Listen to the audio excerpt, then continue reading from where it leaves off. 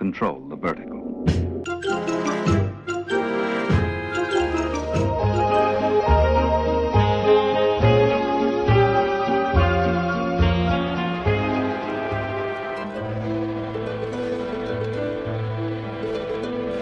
Welcome to Anthologic, the TV anthology podcast.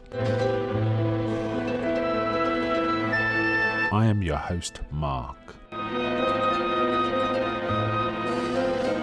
Anthologic is a podcast dedicated to exploring the good, the bad, and the odd of horror, science fiction, and the best of mystery suspense anthology shows and series on TV.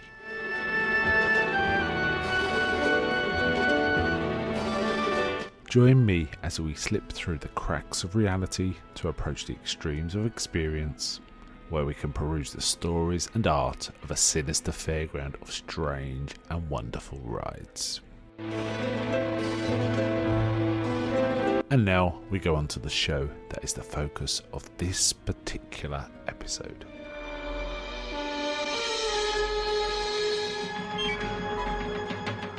Welcome to this episode of Anthologic with your host Mark. So today covering episode 6 of The Outer Limits, and I'm joined by Sam. Hi Sam. Hey. Right, so this one was episode 6, aired for the first time October the 28th, 1963. It was directed by Leonard Horn, written by Anthony Lawrence, and cinematographer was Conrad Hall. I think he's done a few episodes before. It's got kind of a distinctive look, this one. They use a lot of soft focus, so there's kind of that to it. There's really only kind of 3 principal actors in it. Well, possibly 4 principal actors in this, but the main actors, really, the main story is around Martin Landau as a character called Andro, and is it Jennifer Knight? Hold on, I can't find it now. Shirley Knight as Noel. Now, this was called The Man Who Was Never Born. Original title was Cry of the Unborn, actually. Interesting title. Much more visceral title. Much more visceral. Also, a bit of an indicator of what it's about, but we find out fairly early what it's about. So this opens with an astronaut from 1968, I think it is, travelling through space. Remember, this was made in 63, so 6 years before men got to the moon. And set a year before the men got to the moon. An astronaut travelling alone through space, but goes through some sort of weird distortion. It turns out it's a time warp, and lands on a far future Earth. So it echoes a Planet of the Apes story, right? This whole time warp going into the future business. That's kind of interesting. Which was picked up by Rod Serling. Rod Serling wrote The Planet of the Apes, though the original book was by someone else completely different, Pierre Boulle. And there's also a few notes on Wikipedia how this may also have been influenced by a French short film from 1962 called La Jetée, which is about a man who travels from the future, which is a devastated sort of post-nuclear place, to the past and sort of witnesses it, and which went on to form the basis of 12 Monkeys. 12 Monkeys, the Bruce Willis movie. Well, it's now a TV series too, I think. Sort of did it as a film. It's kind of interesting with Terry Gilliam. And I could kind of see that in this episode, so it's kind of interesting.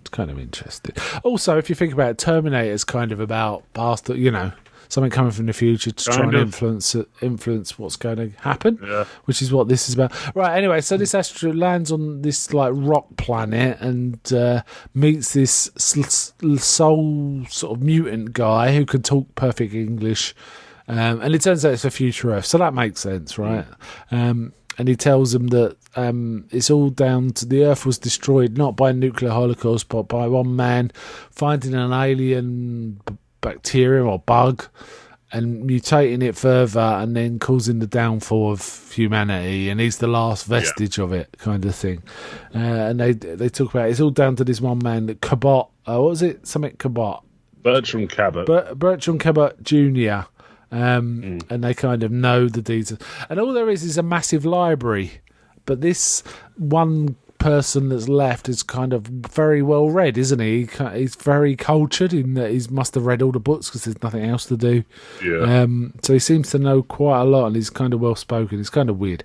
They decide they're going to go back. They think they can go back for the time warp. So the astronaut takes. It looks like it's going to be about the astronaut. Did you think that when you were watching it? Yeah, I thought it was going to be almost like a buddy cop sort of thing.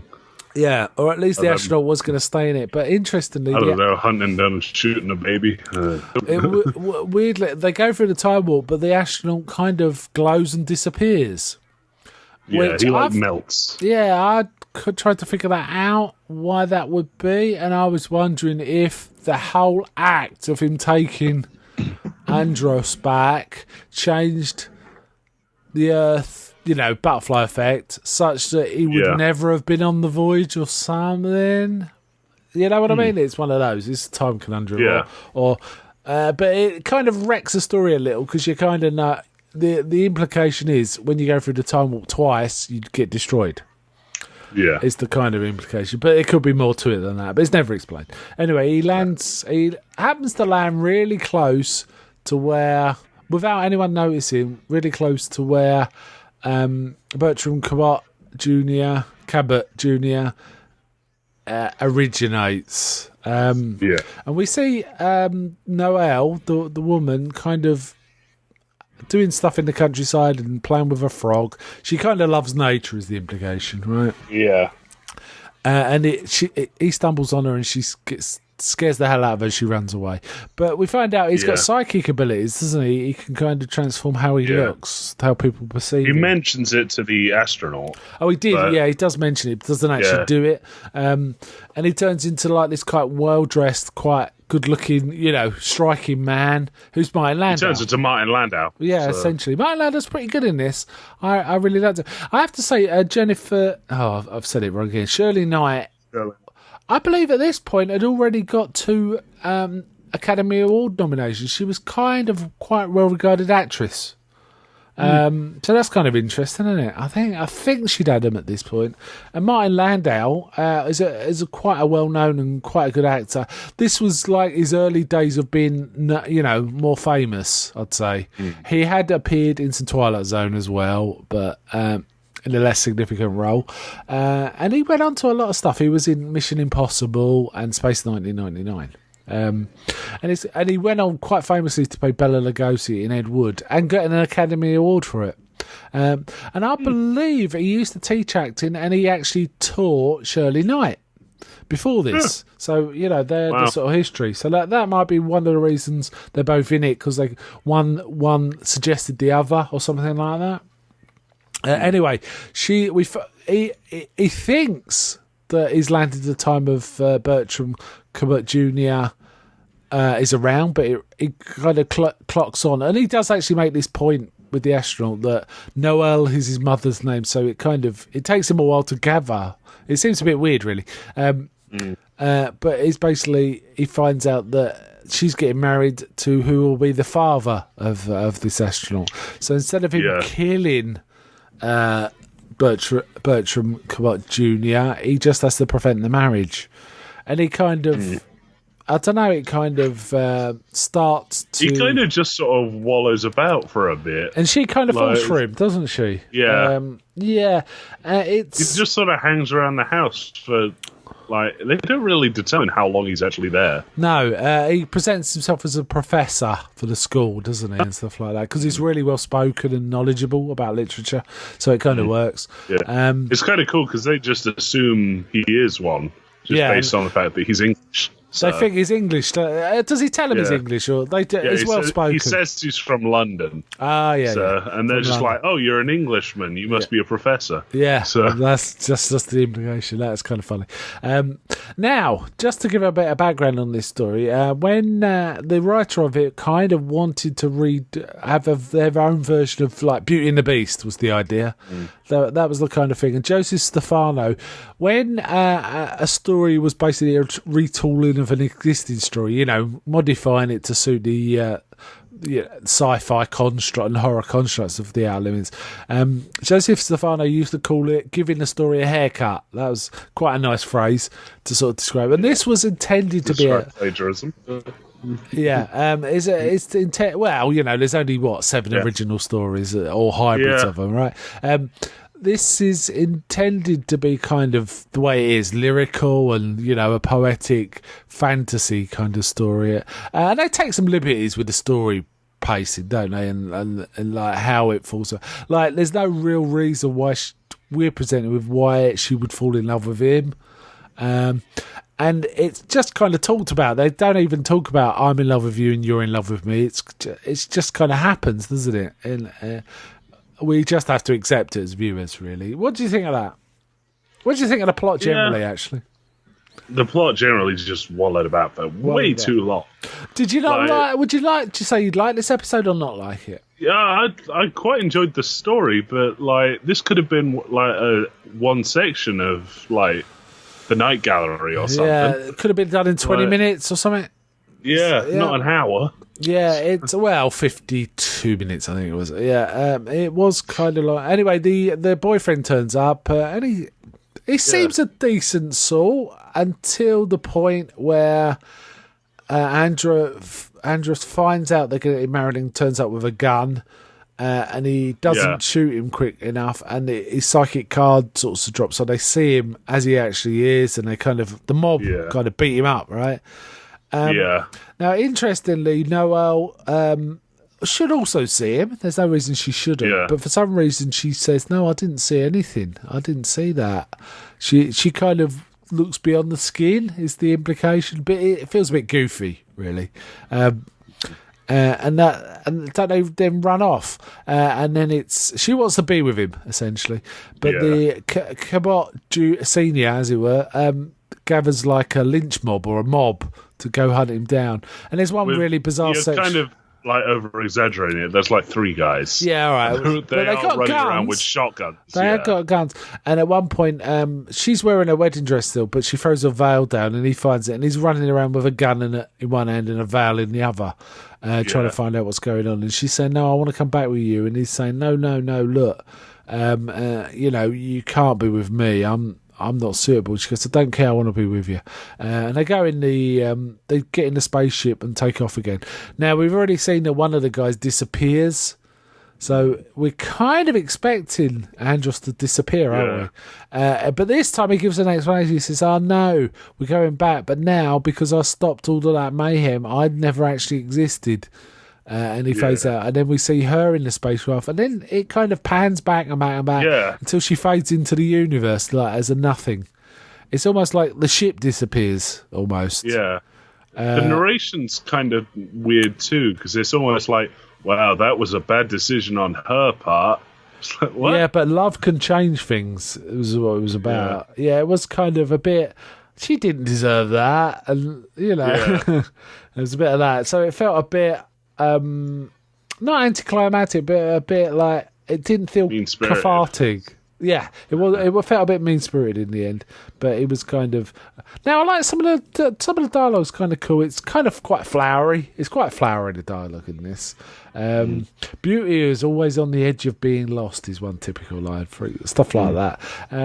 So yeah, and it talks about he says Noelle kind of just fades off. So, okay.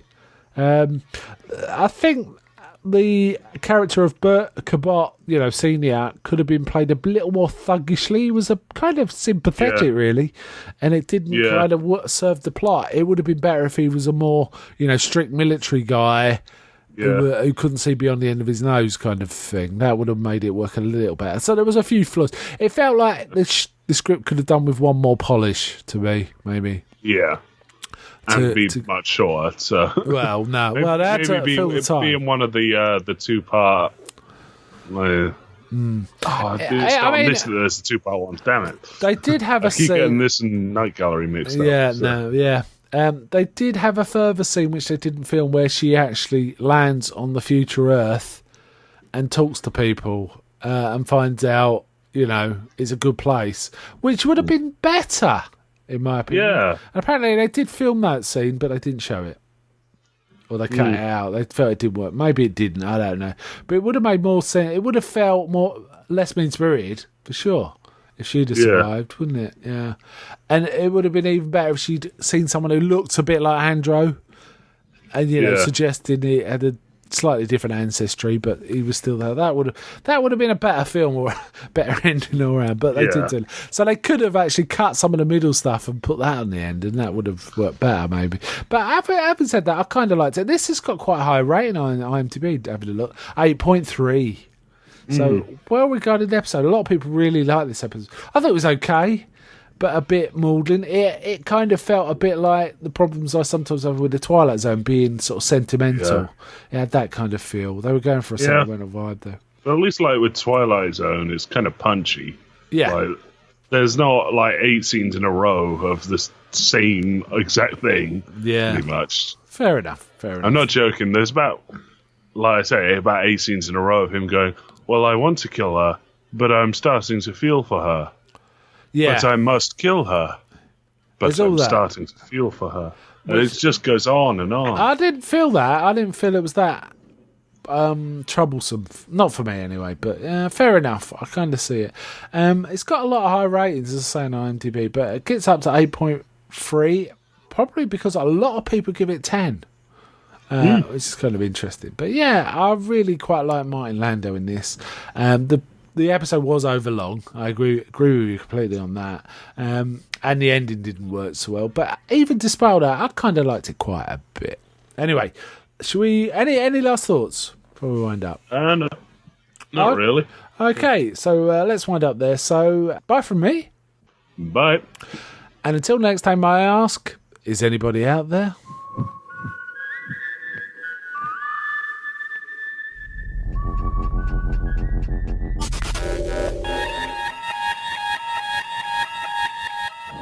We now return control of your television set to you until next week at this same time, when the control voice will take you to